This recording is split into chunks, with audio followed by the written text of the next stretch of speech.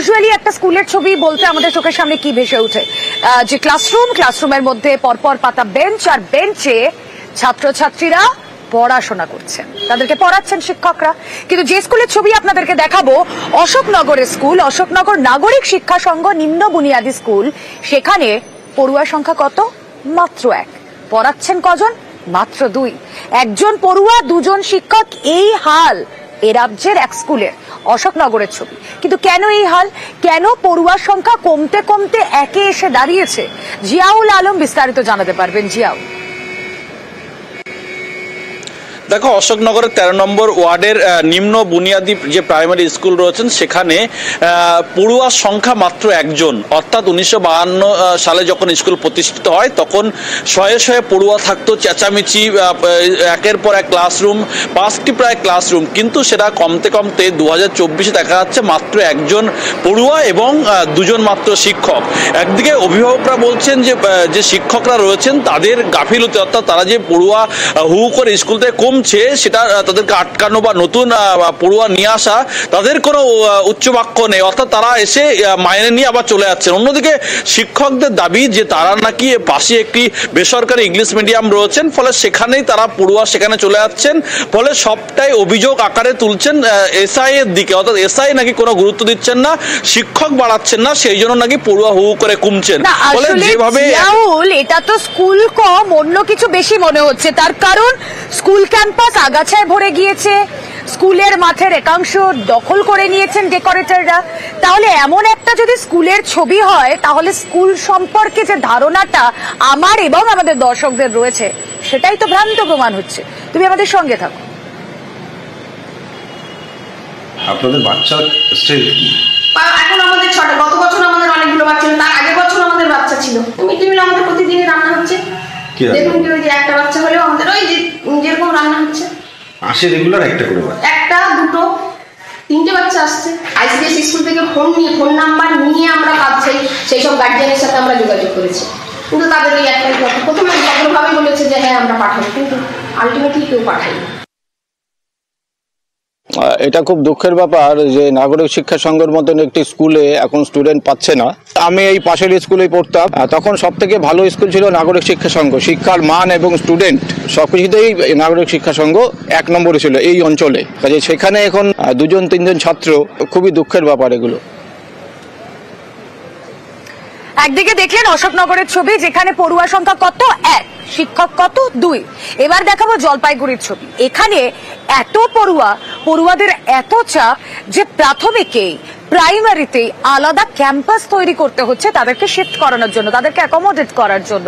এই ছবি ধরা পড়ছে জলপাইগুড়িতে। কেন এই ছবি? হঠাৎ পড়ুয়ার চাপ বাড়লো কি করে? আমরা জানি, আমাদের প্রতিনিধি শান্তনু রয়েছেন সঙ্গে। শান্তনু,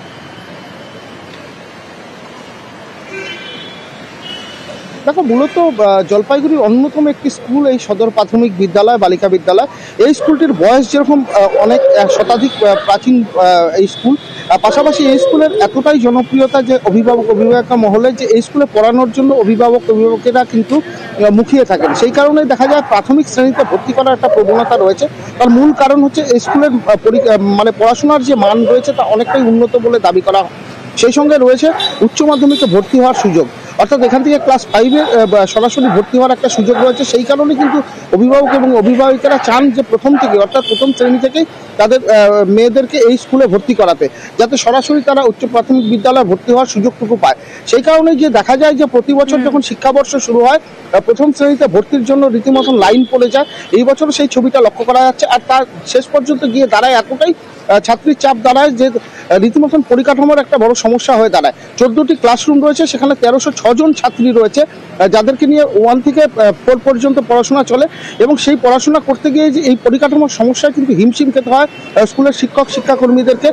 কারণ 35 জন শিক্ষক শিক্ষিকা থাকলে পরেও দেখা যাচ্ছে যে ক্লাস রুমের অভাবে তারা কিন্তু নিয়মিত ক্লাস নিতে পারেন না। এই সমস্যা নিয়ে কিন্তু স্কুল শিক্ষা দপ্তর উদ্যোগী হয়েছে, শিক্ষা সংসদ উদ্যোগী হয়েছে। তারা চাইছেন আরও একটি পরিকাঠামো তৈরি করে দিতে, যেখানটা বিকল্প দ্বিতীয় দ্বিতীয় ক্যাম্পাস হিসাবে তৈরি করতে। কারণ অভিভাবিকারা সেটা বারবার করে বলছেন যে একই ক্লাসের মধ্যে গাদাগাদি করে পড়াশোনার কারণেই কিন্তু সমস্যা হচ্ছে, ছাত্রীদের বুঝতে সমস্যা হচ্ছে, এমনকি শিক্ষক শিক্ষিকাদের পড়াতেও সমস্যা হচ্ছে। এই সমস্যা মেটাতেই পাশে অর্থাৎ করলা নদীর একবারে যেরকম এই সদর বালিকা বিদ্যালয়, অন্যদিকে রয়েছে দুটি প্রাথমিক বিদ্যালয়, সেটাকেই কিন্তু মূলত 500 মিটারের ব্যবধানে দ্বিতীয় ক্যাম্পাস তৈরির একটা পরিকল্পনা নেওয়া হয়েছে, যেখানে দুটো প্রাথমিক বিদ্যালয়ের একটি ক্যাম্পাসের মধ্যে রয়েছে, সেই ক্যাম্পাস থেকে দ্বিতীয় ক্যাম্পাস হিসাবে ভাবনায় রয়েছে এবং সেই ভাবনাকে কার্যকর করতে ইতিমধ্যে পদক্ষেপ। পড়ুয়াদের চাপটা সামলানো সম্ভব হবে, অবশ্যই আমাদের নজর থাক। বসে একটা ক্লাসের মধ্যে, এটাই আলাদা ব্যাপার। কি বলবো, এখন সবাই যেটা ডিসিশন নেবে সেটাই আমার ডিসিশন। আমার একা পক্ষে তো এগুলো ডিসিশন নেওয়া সম্ভব নয়। খোলামেলা হলে ভালো হয়, খোলামেলা হলে তো অবশ্যই ভালো হয়। চাপ পড়ে যায়, চাপ তো আছেই। প্রেপের যেহেতু নির্দিষ্ট রুম বাধা এরা করে রেখেছে, 3-4টে রুম নিয়ে একটা দ্বিতীয় ক্যাম্পাস করার ব্যাপারে প্রস্তাবনা এসছে। বিষয়টা ঊর্ধ্বতন কর্তৃপক্ষ জানে এবং তারা বিবেচনা করছে। তারা যেটা সঠিক মনে হবে সব দিক বিবেচনা করে অভিভাবক, শিক্ষক, শিক্ষিকা, শিক্ষার্থী সবার স্বার্থের কথা বিবেচনা করে। সদর গার্লস প্রাইমারি স্কুলে প্রায় 1400 স্টুডেন্ট। ওখানে ভিজিটে গিয়ে দেখা গেল যে 14টা ক্লাসরুম, তাতে অনেক 35 জন টিচার টোটাল।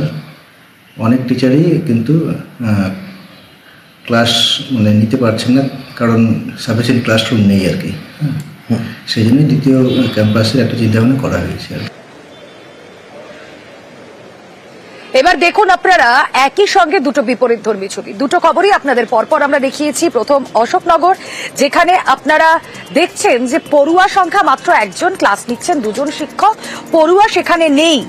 অশোকনগরের নাগরিক শিক্ষা সংঘ নিম্ন বুনিয়াদী স্কুলের বেহাল অবস্থা। অন্যদিকে জলপাইগুড়ি স্কুল, সেখানে পড়ুয়ার সংখ্যা এত, পড়ুয়ার চাপ এত যে প্রয়োজন আরো একটি ক্লাসরুমের। তাই চাপ কমাতে সেকেন্ড ক্যাম্পাসের ভাবনা প্রাথমিক স্কুল শিক্ষা দপ্তরের। দুটো ছবি আপনাদের সামনে, একদিকে অশোকনগর, অন্যদিকে জলপাইগুড়ি।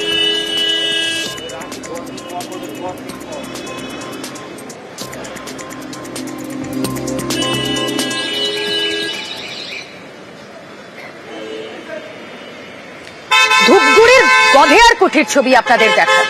সেখানে সেতু রয়েছে, কিন্তু সেতুর হাল বেহাল। সেই সেতুর মধ্যে বড় বড় গর্ত, ঝুঁকির পারাপার, এবং এই সেতুর উপর নির্ভর করে থাকেন তিনটি গ্রামের মানুষ। কেন এই হাল? কেন দীর্ঘদিন ধরে সেতুর এই বেহাল দশা রইল?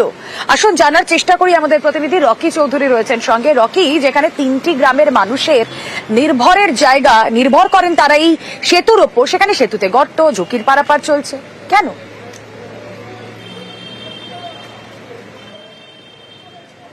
রোমেলা, ধূপগুড়ি মহকুমার অন্তর্গত গদারকুটি গ্রাম পঞ্চায়েতের যে এলাকা রয়েছে সেখানে একটি নদী বয়ে গিয়েছে, যার নাম দইখাওয়া নদী, এবং দইখাওয়া নদীর উপরেই কিন্তু দইখাওয়া সেতু, এবং এই সেতুর উপরে নির্ভর করে প্রায় কুশমারি এলাকা সহ 3টি গ্রামের বাসিন্দারা চলাচল করে।